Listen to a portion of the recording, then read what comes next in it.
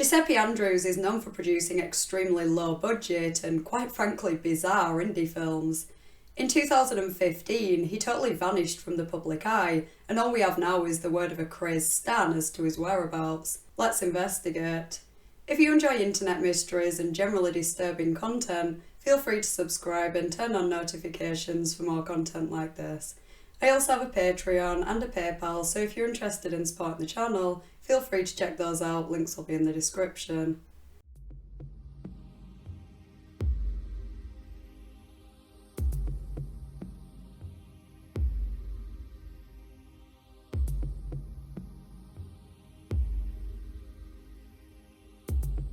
Thanks to Reddit user Renser for Endgame for recommending this mystery.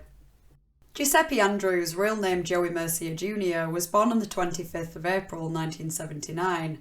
He starred in a few movies as a child, including Independence Day, Unstrung Heroes and Never Been Kissed, and featured in a number of lesser-known movies after that. You might remember him as the party man sheriff in Cabin Fever and Cabin Fever 2. He directed and wrote his first film when he was a student in 1999 and went on to release various low-budget films right up until 2014. Many of his movies can be found online, and I skipped through a couple of them. They're very bizarre, vulgar and hard to follow. To say the storylines, acting, cinematography, music and everything else was poor, they kind of remind me of The Room, but more weird and not quite as entertaining. I did laugh a lot in Everlasting Pine though, when rather than filming a moving motorbike, they overlaid a clip of two people on a bike parked in a yard on footage of a road. As bad as these movies are, in my opinion, having watched Giuseppe Makes a Movie, I can appreciate the process and the creativity.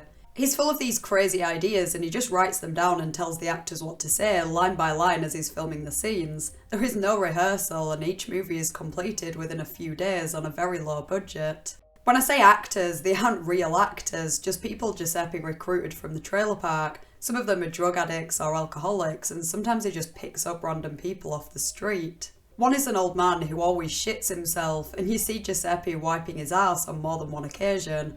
Sounds gross, but it's actually kind of wholesome. He's prepared to do that just because he likes having that guy around.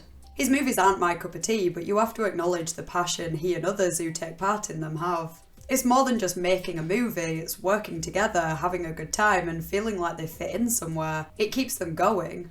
Giuseppe doesn't really care about making money, he just wants to make art, and never even really bothered promoting his work. I'd recommend checking out that documentary if you want to know more about him. I didn't expect to enjoy it as much as I did. Giuseppe is also a singer-songwriter and self-released multiple albums, the most recent in 2010. I would say some of his music is a bit better than his movies, but don't get your hopes up too much. You can find a lot of his movies and music online, however some have been lost for one reason or another. There are people actively trying to find this media though, and hopefully they aren't far off. Anyway, Giuseppe's work is weirdly fascinating, but it's not the point of this video. In 2014, he directed his most recent movie, and sometime in 2015, he and his girlfriend completely vanished from the public eye. He left his trailer to Walt Dongo, a homeless man who starred in some of his movies, deactivated his website, abandoned his social media, and reportedly destroyed all of his personal films. It's not clear why he disappeared. He was always eccentric, to say the least, and you can kind of imagine him being totally happy and content living in a tent in the woods. But he had such a passion for making movies, so why stop?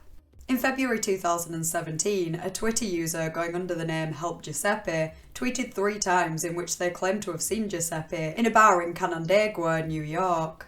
They said he stormed in, was very alarmed, stressed, and needed help or a friend. They seemed to imply that he asked them to contact Adam Rifkin, the director of Giuseppe Makes a Movie, who is tagged in one tweet, and possibly Edward Norton and Shia LaBeouf, who were tagged in the other 2. I have no idea what connection Giuseppe has to either of those two, or why he'd ask anyone to contact them on his behalf. Adam Rifkin didn't respond to the tweet, and it doesn't look like he ever acknowledged Giuseppe's disappearance. The Twitter user was halfway through creating the account when Giuseppe got up and stormed out, and that appears to be the last sighting of him. It's not even a confirmed sighting, it's just what an anonymous person on the internet claims happened, but at this point it's all we have to go off. If that really happened and the man really was Giuseppe, it's comforting to think that he was still alive 2 years after he disappeared. It makes me think that for whatever reason he just decided to move away and become a recluse, or at least stop maintaining a public presence. We don't even know for sure that he stopped making movies, maybe he just no longer shares them publicly. All that said, he might not be doing well though. The way he was described in the tweets could suggest that he wasn't exactly in the best mental state. In the documentary, which was filmed in 2005, he mentioned that he struggled with depression in the past, and I can only hope that he didn't have some kind of breakdown and that's why he went AWOL. He disappeared within a year of the documentary's release, and I wonder if that might have had anything to do with it. Maybe there was something in it that he didn't like, or that triggered him for some reason, or perhaps he became more well known after it came out and felt overwhelmed. There are various potential reasons related to the doc. This is just a hunch, there's not much evidence to go off, but if he did ask the Twitter user to contact Adam Rifkin for him, there's a good chance it was in relation to the documentary. It just seems weird that he would do so 3 years after it came out. It doesn't sound like he and Adam had much, if any, contact since the filming in 2005, so what would he be contacting him about if not something in relation to the documentary? I wonder if he was hung up on something about the doc and for some reason became hyperfixated on sorting it out. It's even weirder that he wouldn't just tweet Adam himself, but maybe he got rid of all his devices and had no way of doing so. It's also worth mentioning that it appears Giuseppe's grandmother died in 2014 as well, which may have contributed to whatever made him vanish. It sounds like he was alone at the bar and not with his girlfriend Marianne, so it's a mystery what happened to her. She hasn't been seen at all since 2015, though she wouldn't be nearly as recognisable as Giuseppe. Sadly, the most plausible theory seems to be that Giuseppe went off the grid due to mental health problems, but this isn't where the story ends. Things took a bizarre turn sometime around 2018, when a girl started posting about Giuseppe on Twitter, Reddit, Instagram, Tumblr, and probably other sites. She goes by a few different but similar names, such as Fan of Giuseppe Andrews, Giuseppe's Girl, and Tabby Loves Giuseppe, and she is totally obsessed with him. She posts photos of him and screenshots and clips from his movies with captions like, "My love, what a cutie pie," and "Giuseppe Andrews is the best man ever." It appears that she even named her cat after him. Not only are the majority of her posts specifically about him, but most of the ones that aren't still have the hashtag Giuseppe Andrews, even one about her uncle dying. I don't know if she's just constantly searching his name, but she always comments on other people's posts about him too. Tabby also seems a bit obsessed with Kendall Schmidt, a singer, songwriter and actor who she tagged in some tweets, but nowhere near as many as Giuseppe. One glance at all these posts and it would be easy to dismiss this girl as a crazed stan, and many have called her out for being just that. But in a twist that no one saw coming, it seems that she has actually somehow made contact with Giuseppe as recently as 2020. She somehow FaceTimed him and posted screenshots and a video as proof. For some reason, I am still a little sceptical of her claims, but unless she managed to find someone who looks and sounds like him, or use deepfake technology, it seems that she has indeed spoken to him. So it's good to see that he's alive, but what on earth is he doing? Why has he gone off the grid apart from contacting some random girl who's obsessed with him? It's all so odd.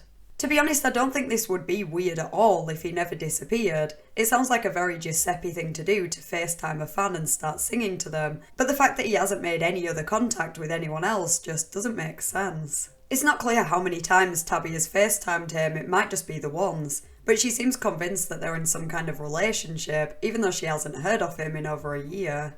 It's also not clear to what extent this is reciprocated. I mean, they clearly aren't in a relationship if they haven't spoken for so long, but if Giuseppe was never interested at all, why was he on a video call with her, singing her a song and mentioning her name? She claimed he said he wanted to marry her, but who knows if that's true and what the context was.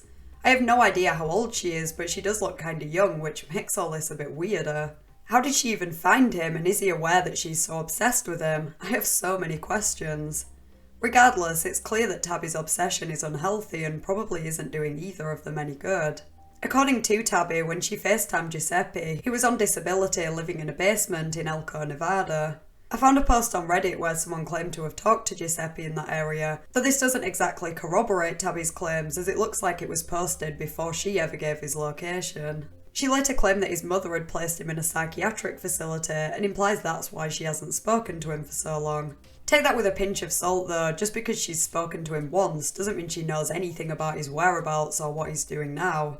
But unfortunately, that's all we have to go on right now, as it doesn't seem that Giuseppe has made contact with anyone else, and none of his friends or family have spoken about him publicly either.